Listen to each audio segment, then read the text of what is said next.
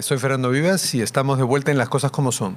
Ayer nos sorprendimos al enterarnos que un reglamento aprobado por el Ejecutivo y publicado ayer en El Peruano se extendía sobre el tema del carácter hereditario del Reinfo. Entonces, cuando se quiere terminar ese régimen, ese paraguas que ha cobijado en gran parte de la medida a la minería ilegal, y uno descubre cosas como esas, realmente indigna, molesta, hasta el propio Congreso, por lo menos, ha posado de escandalizado, luego de que aprobó sucesivas postergaciones de la vigencia del Reinfo. Pero vamos a hablar de esto con la presidenta de la Sociedad Nacional de Minería, que nos atiende desde Arequipa, la señora Julia Torreblanca. Gracias por atendernos, señora Torreblanca. ¿Cuál es la posición de su gremio?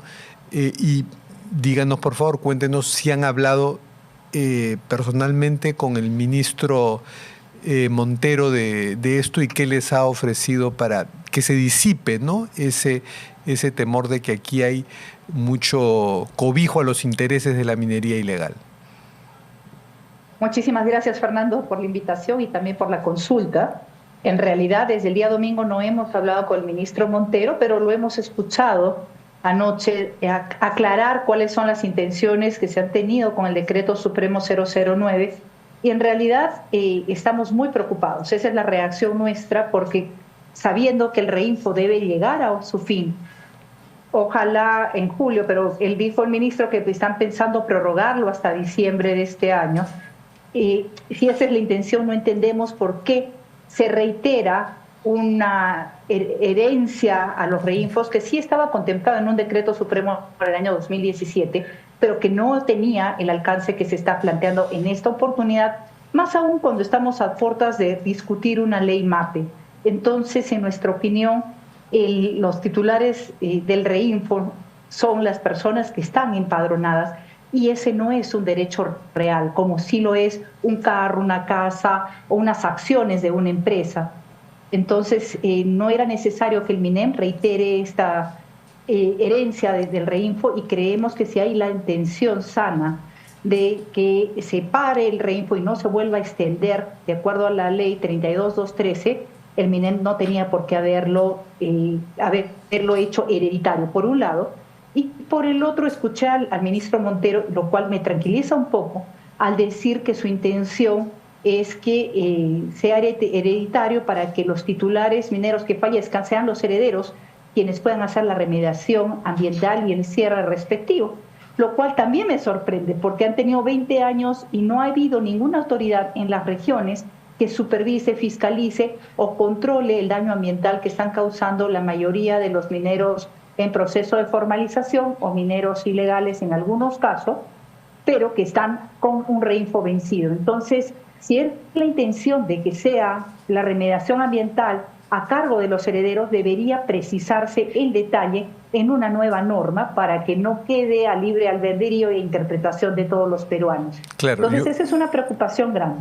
Claro, creo que más bien eso era dorar la píldora. No, es en realidad para que la herencia sea de las responsabilidades, no solo los beneficios, no las responsabilidades del Reinfo respecto al daño ambiental, ¿no?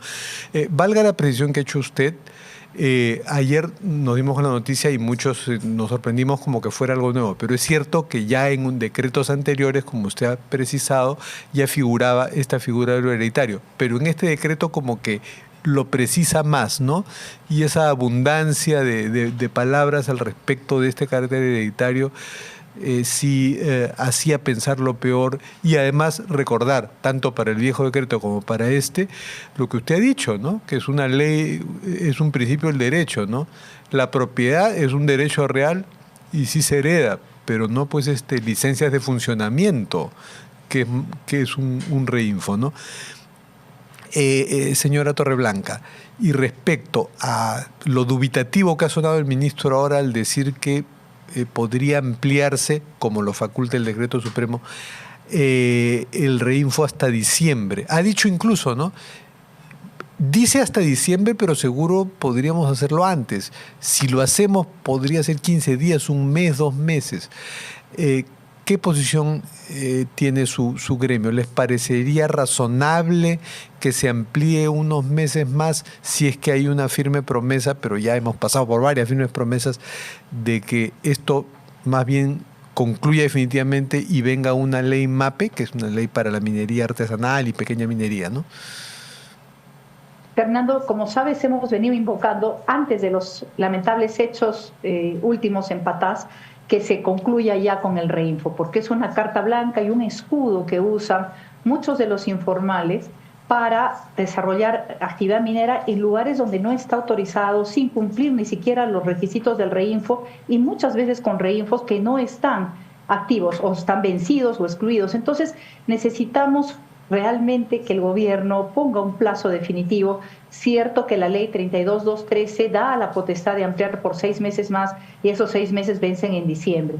Desde aquí hago la invocación al señor ministro Montero y al equipo que tiene en el Ejecutivo para hacer su mejor esfuerzo para que se concluya a la brevedad posible el reinfo. Han pasado 20 años y los informales e ilegales con intención de formalizarse no han cumplido con 4 requisitos sencillos: tener un RUC, hacer una declaración de producción, la declaración de insumos y de explosivos, y ubicarse en el lugar espacial donde están extrayendo el mineral.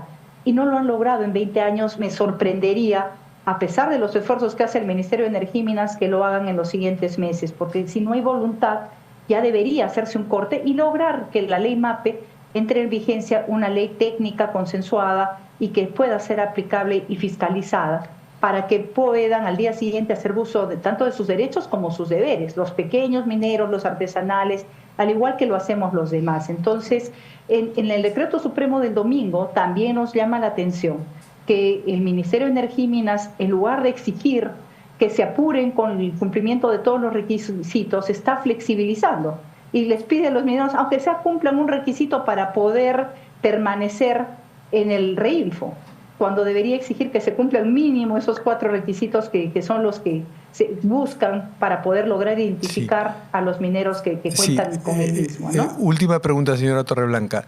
¿Y cree que todo esto le da sentido y es un mecanismo político positivo que se busque interpelar al ministro Montero en el Congreso? No, en mi opinión no. Yo creo que lo que se tiene que hacer es clarificar la intención que se ha tenido detrás de este decreto supremo. En el derecho las cosas se deshacen como se hacen y viceversa. Yo creo que hay la oportunidad de clarificar con un decreto supremo y lograr, por un lado, que los mineros en proceso de formalización cumplan con los requisitos y las obligaciones que ya cuentan desde el momento en que se inscriben en el reinfo, y que el Ministerio, por su parte, acorte, y para eso nos voluntariamos varios, desde la Sociedad Nacional de Minería, las empresas privadas, los pequeños mineros y los mineros artesanales, para lograr que esta ley MAPE pueda estar lista para el día en que se termine el proceso de formalización, que ya tiene más de 20 años, puedan a continuación empezar a gozar de sus derechos y sus deberes como nos corresponde a todos los peruanos. Entonces, esa es la invocación que hago. Bueno, muchas gracias, señora Torreblanca. Entonces, el gremio que usted preside, la Sociedad de Minería, exige que el reinfo termine de una buena vez y confía en que por lo menos en el Ministerio de Energía y Minas sí hay voluntad de que así sea. Muchas gracias, señora Torreblanca. Y efectivamente, muchas gracias y esperamos las clarificaciones del caso. Muchísimas gracias.